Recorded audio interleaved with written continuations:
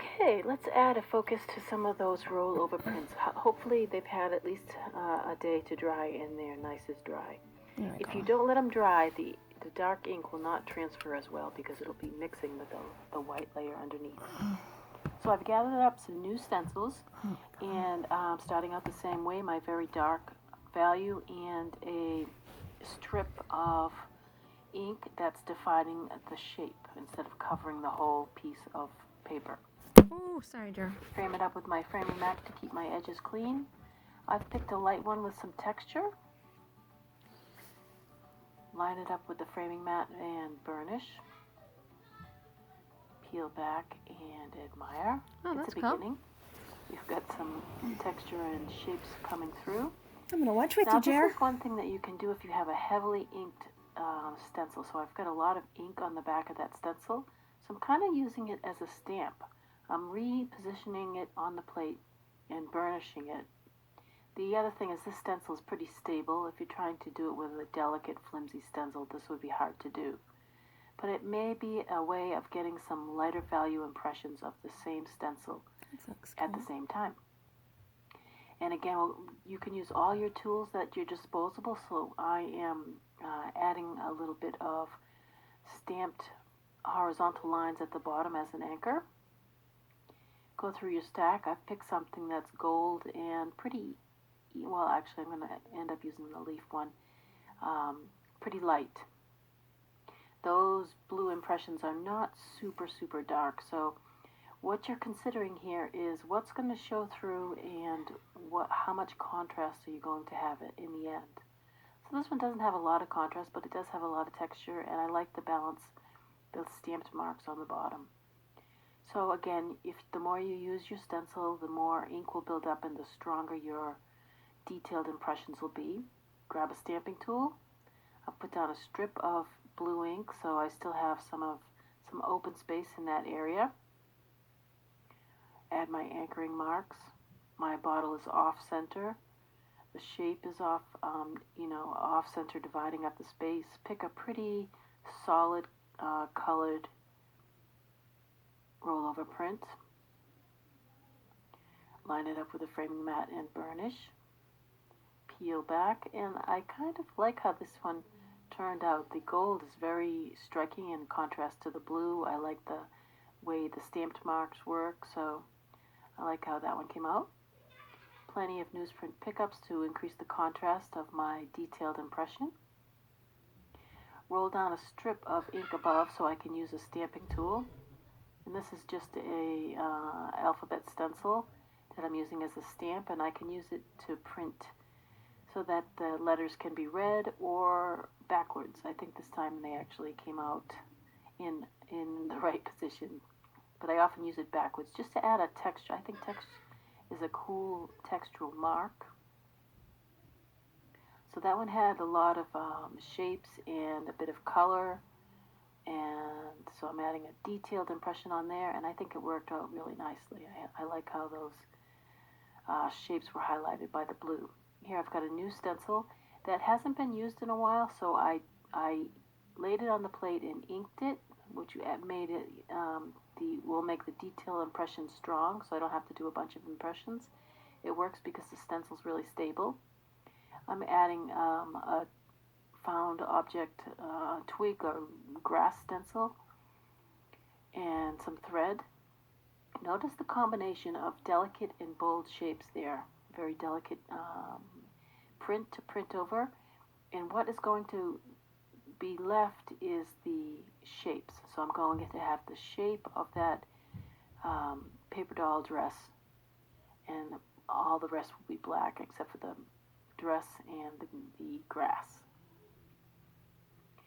Burnish, peel back, and I really find this one super striking.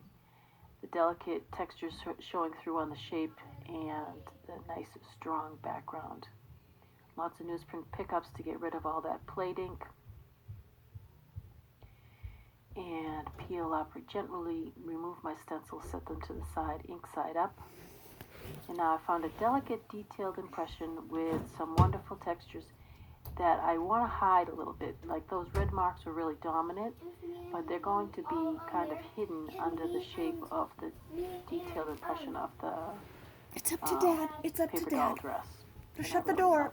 I love what the plating did with this, that blue tone that it gave it.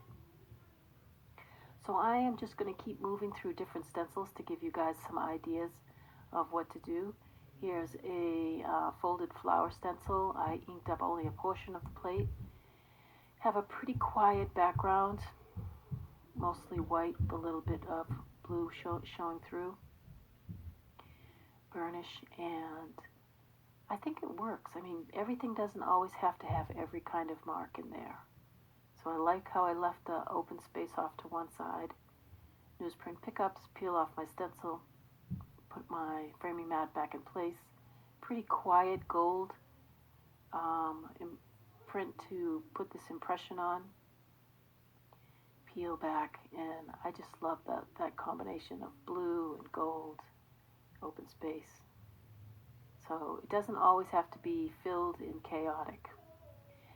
But here I'm going to try adding a piece of grass to it, and the way the grass is bending, I want it to draw your eye back into the big flower shape, so that's why I changed the position of the big flower shape to the other side.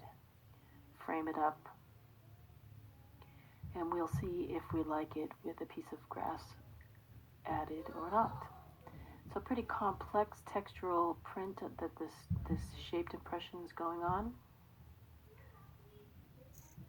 And you decide. I like all those white or dots that are showing through, and those actually are from deformities in my plate. As the plate ages, sometimes it can get cracks and holes, and I generally like that, what that adds to the print. And I really love how this one's going to come out.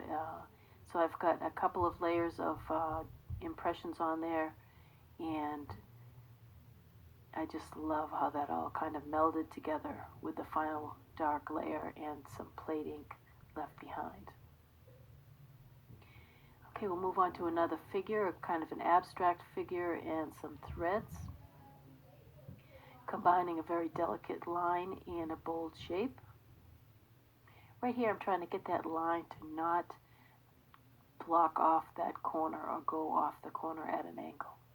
So sometimes it can take a little while to position your threads just how you like them. We've got a rollover print with some texture stamped on.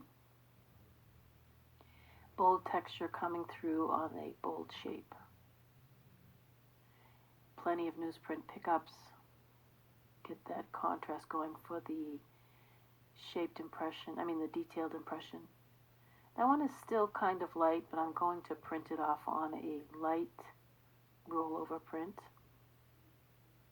As you progress, you'll start to notice, just by looking at it, whether you have a very strong detailed impression or you have a light detailed impression, so that you can plan ahead. So in order to make this one darker, I could just do lots of prints and let the ink build up. Here I put a piece of newsprint on the plate, and because this stencil is pretty stable, I can roll directly onto it, roll some ink onto the back side of the stencil. You can only do that with really stable stencils. Don't try to do that with grass or thread or something that's made out of a fragile material. So we'll pull a shaped impression. Burnish, make sure you get those corners, peel it up. And we had some bold underlying marks. Do plenty of newsprint pickups so that we can get a nice, strong, detailed impression. And we have a little bit of plate ink left on there. You really can't see it, but I think it's going to really meld the layers nicely. Peel off my stencils, set them to the side, ink side up. Get a new rollover print and line it up with a framing mat. And burnish, make sure you get those edges.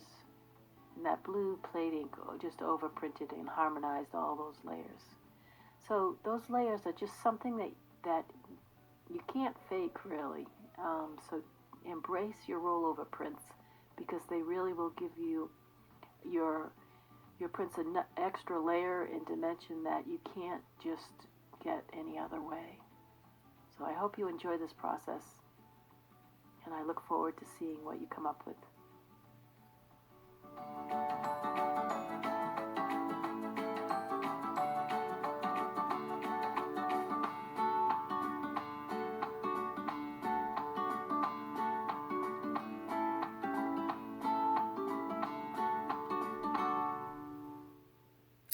Isn't that awesome, Jerry? Love, love, love her stuff. All right.